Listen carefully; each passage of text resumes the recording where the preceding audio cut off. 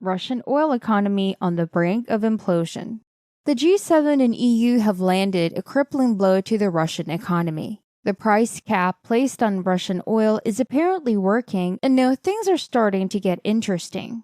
Oil sales are critical to Russia's economy and account for the majority of its export earnings. It's the lifeblood of their economy, and since the price cap was put in place, Russia's oil revenues have plummeted. It remains to be seen how long the Russian economy can stay afloat before total collapse. Hi and welcome back to another video of Finance Sense, where we cover all the latest trends in the financial markets and the economy. In this video, we'll analyze the oil price cap's efficacy, discuss its implications for Russia's economy and its capacity to fund the war, and discern the Kremlin's possible responses. But before that, make sure to like this video, subscribe, and click on the notification bell to stay updated with our videos. Now, let's get to the video proper. When the G7 initially revealed their plan to put a price cap on Russian oil back at the beginning of December, the majority of experts reacted with skepticism. Even when the sanctions were in place, selling oil to another party was typically possible because of the widespread demand for the commodity. This is because oil is an extremely valuable commodity in today's global economy. But in roughly 1 month since it went into effect, Russia's oil revenues have plummeted, and it appears that the price cap on oil is doing a remarkable job of achieving its intended purpose. To further elaborate, let's go over a few key points about the purpose of the oil price cap. On December 2nd, the G7 and the European Union unveiled 2 measures in attempting to reduce the oil revenues that Russia generates. First, the G7 and the EU made the decision that they would no longer purchase any oil from Russia. Secondly, they made the declaration that any other third nation that wanted to buy Russian oil couldn't pay more than $60 per barrel for it. Given that neither Russia nor China is a member of the G7 or the EU, at this point, you are pondering how the G7 and EU can implement a cap on trade involving Russia and a third party like China. In essence, if they don't adhere to the cap, nations that are part of the EU or the G7 would be barred from engaging in activities related to transporting oil or providing insurance to ships carrying oil for other companies. This effectively implies that European ships, which generally make up the majority of Russia's oil shipments, are not permitted to continue shipping until they comply with the cap. And even if non-European ships sail in to replace them, they are prohibited from receiving insurance from American or European businesses. Considering that Western firms are responsible for somewhere about 95% of all shipping insurance, this effectively means that any non-Western country must adhere to the cap regardless of their intentions. However, at first, several experts expressed doubts. In most cases, putting a price cap on oil is efficient. And in addition, the price cap was just a small amount lower than the price that Russia was already selling its oil for. Therefore, even if it were successful, it would not have a significant impact on the amount of revenue the Kremlin earned. The day prior to the announcement of the price cap, future contracts for Russian crude oil were selling at around $69 per barrel.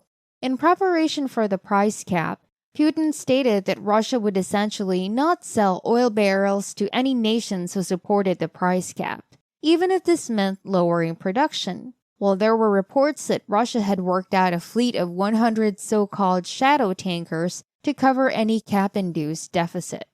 This didn't really work, which was terrible news for the Kremlin, and the price promptly dropped below the $60 mark, reached an all-time low of $54. On top of that, statistics published by Kepler indicated that in the first week of the cap, the amount of oil shipped by Russia dropped by about 25%, from 22 million barrels to 17 million barrels.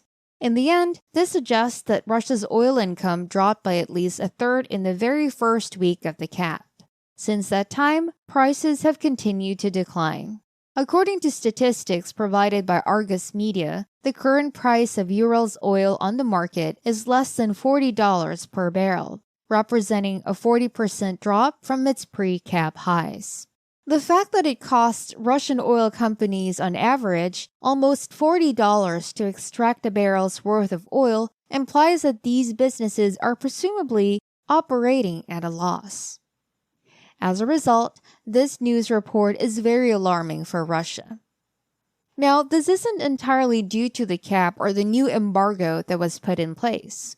As investors prepare for the impending global recession, oil prices have fallen across the board in most regions of the world. For example, the benchmark for American oil, Brent crude, is currently trading at roughly $80 per barrel, which is a decline of about 50% from its all-time high of over $120 in June. Despite this, the price of Russian oil has dropped more rapidly than the price of other benchmarks ever since the cap and EU import embargo were implemented, which suggests that they've had a considerable impact. While the exact amount is debatable, the disparity between Brent crude and Urals, i.e. the worldwide discount on Russian oil, has undoubtedly risen. Before the cap was implemented, Urals was selling at a price that was around $24 lower per barrel than Brent. The discount has gone up to somewhere between $30 and $40 ever since the cap and embargo were put into effect. In any case, regardless of the exact number, the most important takeaway from this is that the cap and the embargo appear to have caused a fairly significant hole in Russia's oil revenues, which is something that very few people anticipated happening. Moreover, the Kremlin has reversed its firm stance against the price cap, with the Financial Times revealing that Russia was selling millions of barrels to India in accordance with the price cap system. This was likely done out of desperation for profit, since Russia has been unable to arrange alternative insurance or shipping. Now, you may be wondering why Russian oil prices have dropped so drastically. Considering that Western insurance firms and tankers are permitted to transport Russian oil if it costs less than $60 per barrel, the price cap should not reduce the price of Russian oil below $60. However, there is the embargo imposed by the European Union. If Russia were to lose its biggest export market for hydrocarbons, which is precisely what has happened, then prices would fall because there would be less demand, which would lead to lower prices. Still, the cap has served its role. Despite the fact that Western insurance firms and tankers are legally permitted to sell Russian oil under $60, they simply do not want to. It entails a great deal of tedious paperwork and is politically complex. When the price cap was initially implemented, it caused a delay in the Turkish Straits as officials there examined the paperwork of every ship seeking to leave the Black Sea.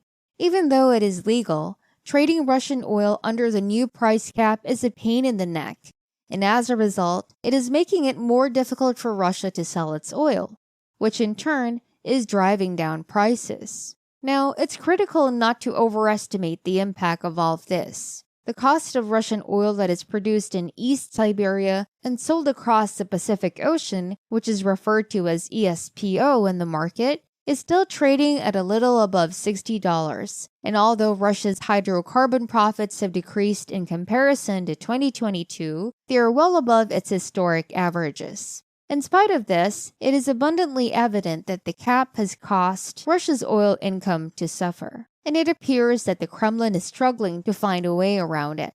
This is far more than the majority of experts anticipated when the cap was first implemented. This is terrible news for the Russian economy and the Kremlin, both of which primarily rely on the hydrocarbon revenues, along with the recent decline in gas prices in Europe and throughout the world. It would appear that this video has come to an end. Thank you for watching this far. If you've enjoyed this video, please subscribe, give it a like, and comment below with your thoughts on what you've seen so far. This is Finance Sense, here to help you stay updated on all the most recent developments in the world's economies and financial markets. Have a nice day, and we'll see you in the next video.